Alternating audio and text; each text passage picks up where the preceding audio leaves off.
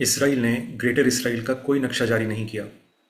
اللہ تعالیٰ نے ہمیں اس چیز کا پابند کیا ہے کہ اپنے دشمنوں کے معاملے میں بھی پورے انصاف سے کام لیں۔ 6 جنوری 2025 کو کی گئی اسرائیل کے دفتر خارجہ کی ایک ٹویٹ کے حوالے سے جو کوہرام مچایا جا رہا ہے، اس ٹویٹ کو پڑھ کے دیکھ لیجئے۔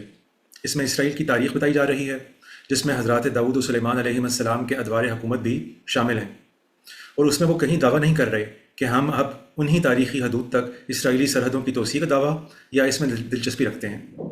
ہاں، یہ ضرور کہا جا سکتا ہے کہ ٹویٹ کے لیے کسی اچھے وقت کا انتخاب نہیں کیا گیا۔ یہ بھی کہا جا سکتا ہے کہ ایسے وقت میں جب کہ اسرائیل، غزہ، شام اور لبنان میں جنگ چھڑے ہوئے ہے اور انکمبنٹ صدر ٹرمپ امریکہ کی سامراجی توسیع کی بات کر رہے ہیں، تو ایسی ٹویٹس اس سے ملتے جلتے عزائم کو روبہ عمل کرنے کے لیے اسرائیل کی چالوں میں سے ایک چال ہونے کا امکان رکھتی ہیں۔ مگر برملا یہ کہہ دینا کہ اسرائیل نے گریٹر اسرائیل کا نقشہ جاری کر دیا ہے، کم سے کم غیر محتاط اور زیادہ سے زیادہ کھلا جھوٹ ہے۔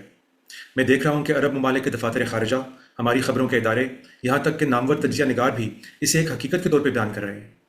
ایسی غلطیاں صرف یہی نہیں کہ غیر اخلاقی ہوتی ہیں، بلکہ اکثر غیر ضروری نجی بد امنی اور بین الاقوامی تنازعات کا باعث بھی بن جاتی ہیں۔ اس لیے ہمیں چاہیے کہ اپنے فہم و بیان میں پوری دیانت کا مظاہرہ کریں۔ سو ایک بار پھر اسرائیل نے گریٹر اسرائیل کا کوئی نقشہ جاری نہیں کیا۔